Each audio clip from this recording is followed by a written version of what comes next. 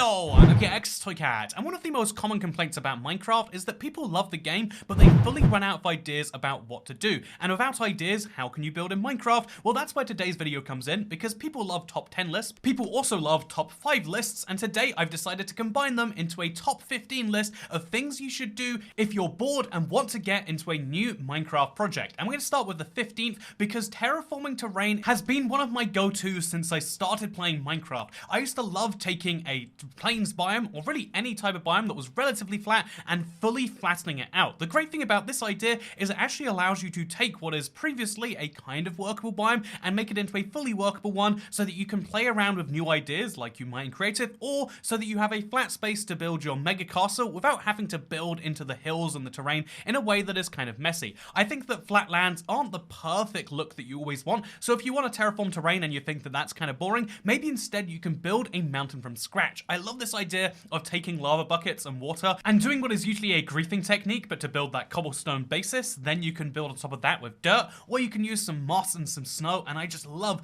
the appearance that you can create, and you can make a mountain from scratch. This is a relatively small mountain, make a bigger one if you want to, or make a mountain in a very specific shape, and that way you can have some beautiful new terrain that not only do you know that you built, but also that can look entirely different because you can use an entirely different block palette than Minecraft ever will. Love this idea by itself, and it's only the 15th on the list because the 14th one is quite simple. Have you ever tried making a panda farm? It's a really simple farm to make, especially if you balance them on on a fence post like this one right here. But if you breed pandas together, you have a 1 in 100 chance of a brown panda coming out. This is a kind of fun project to do on the side while you work on something else, and also it means you get a ton of baby pandas, which are adorable in their own right. What's not to love about the panda farm idea? And the answer is it's a trick question, because everything is to love about that. The next idea here is to make a giant map of your overworld or your end. You can do this in the Nether, but it doesn't work so well because of what happens when you open a map there. But if you have a fair amount in your Minecraft world already, or you just want to actually know where all the terrain is and what it looks like, going around and filling out these maps and then combining them together to make a mega map or a very big map or whatever you want to call it is a really, really fun idea. Also, what's great is being able to kind of map your world and all the various builds that you've made in it. I love this by itself, and of course this is an idea that's much better in the late game when you have an elytra like you can see right here. It's something you can do on foot or do in a boat just as easily, and I have lots of fun memories, especially because one of the Minecraft Bedrock achievements is for placing 9 maps in a 3x3 grid, of just going around and doing precisely that, because sometimes it is fun to have a giant area mapped out, and sometimes it's fun to contain a village so that you can protect them from the outside world. Honestly, villages need protecting, and building a giant wall around the base is a really great idea. I think the color scheme of this particular wall being yellow and black is maybe kind of interesting by itself. I feel like maybe this is looking a bit more like a prison, and then those fences are really not helping the prison look. And yeah, you can trap villagers in this way to make them extra safe. I mean, obviously all of the trades can be done a lot easier if you know exactly where the villagers are at all time. And then wait, what's happening to this building here? What is this? Okay, you know what? You can build a big structure inside the base that you can live in, except, oh no, this isn't what I thought it was. Do you see the furnaces on the ground? This is not an approved Minecraft idea. Make a wholesome little base. Don't worry about building a giant death chamber in the center. That's probably going a little bit too far, and maybe we shouldn't be doing that one in future, huh? Speaking of things we shouldn't do in future, or even reference too much without getting demonetized. Let's talk about the next idea right here, because one of my favorite projects that I've done in terms of just, it was relatively simple to do and the result is great, is doing pixel art, but doing it vertically, or I guess doing it horizontally to be precise, doing it downwards in the ocean in a way that you basically can't see except from above. The reason this is so great is because when you open a map like this, you can see that I actually built the UK, and it's now a thing I can use in this map item frame wherever I want. I can take this UK map around and I can show people that, wow, did you know I'm from this weirdly shaped island? And this doesn't just have to apply, of course, to the, you know, like maps or anything like that. Anything that you care about, you can build a pixel art of, and you can do it on a map. Also, instead of using this ocean space to build a model UK, you could build something entirely fleshed out, like an island, for example. I love the idea of just taking these huge, endless oceans that are kind of boring and adding small features to them so that when you're exploring by boat, it's just a little easier to stay on track. Also, when you're flying around, it's easy to look at these and be like, yeah, I can see where I'm going. And I love the idea of building a lighthouse, especially in one of these islands. And so it'd be tricky for me not to give points to this as an idea because I just love it so much. Or you could combine these last two ideas together because get this right, you could build a pixel art style island that has a little bit of depth to it, you know, has some mountain ranges or something,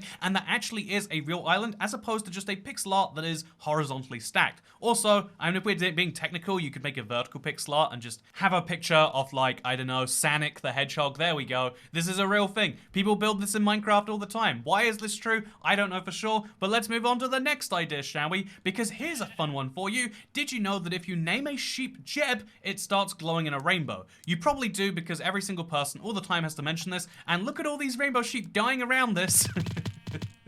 That's not how a sheep farm works at all. The idea I wrote down here was build using rainbow sheep, and I guess the way that was interpreted was not the beautiful array of sheep I was imagining, but instead was to you know what, whatever. You can do lots of things with sheep, and you can build an actual physical rainbow. Here we go. This is what it's meant to look like. Look, the sheep are making a rainbow. They are the thing that makes the world go round, and how can you not find that beautiful? Speaking of things that are beautiful, here is the next idea for you, because, you know, as fun as it is to place UK maps everywhere, as fun as it is to build islands of lighthouses or rainbow sheep, have you considered how the Mushroom Island is one of the most underutilized resources in Minecraft? And this might not seem like a building idea, like, okay, Toy Cat, you ride a boat to a mushroom island. That's not a building idea. You kind of just get some free mushroom stew. No, here's the catch, right? Not only can you build anything on these mushroom islands, and there will be no mobs that spawn there, at least on the surface. Below the caves, you might find some biomes with some mobs in them.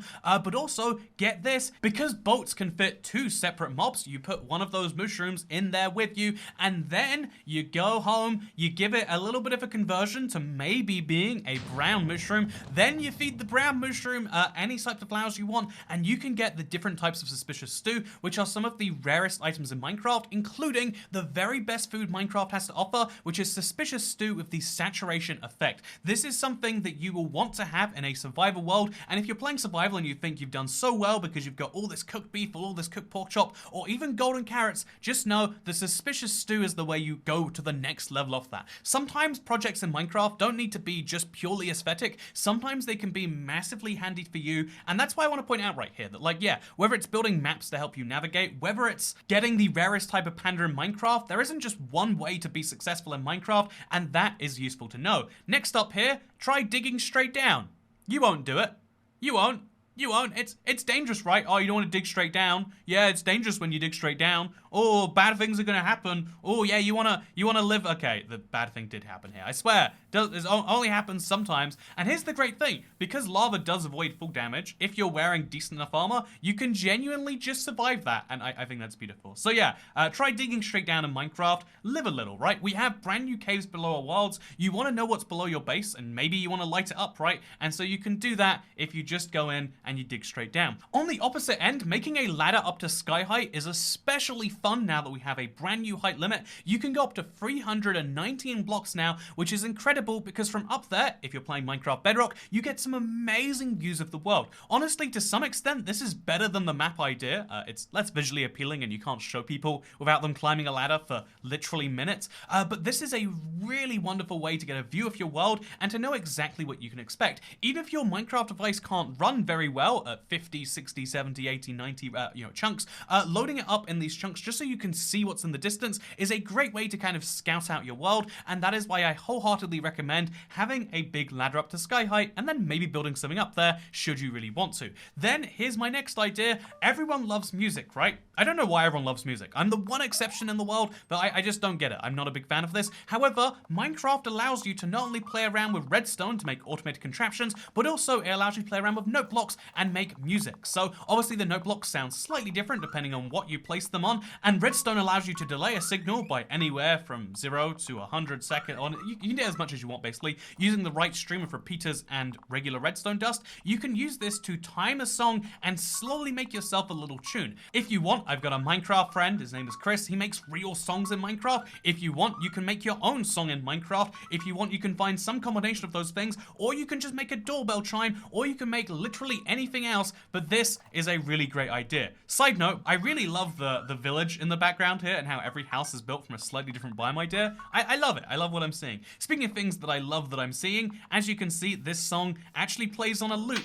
and it repeats endlessly, which means that when anyone goes anywhere close to it, they just hear this same little ding ding ding ding dong, and it's very fun. Speaking of things that are fun, if you don't already have a channeling trident, you're gonna need one. So if you're playing Minecraft and you don't have ideas for what to do, build an enchantment table. Then get yourself some tridents. Killing drowns is a little bit of a nightmare. Get yourself at least a couple of tridents, and then enchant tridents until you have a channeling one, because you need that not only for the mushroom idea earlier, but also getting all of the mob heads is a lot of fun. The reason it's so fun, you can tell, because it involves charge creepers having to blow up another mob. If a charge creeper kills a mob, that mob drops its head. I have no idea why that's the way they added the feature. It makes no sense in my opinion, but it's a really great way to collect an otherwise pretty rare, seemingly creative only item, but no, it exists in survival. Speaking of things that exist in survival, the Woodland Mansion is a fun thing to explore. As you can see, this is my editor and his brother playing around in survival and enjoying exploring one together. It's a great group task. It's a great solo task.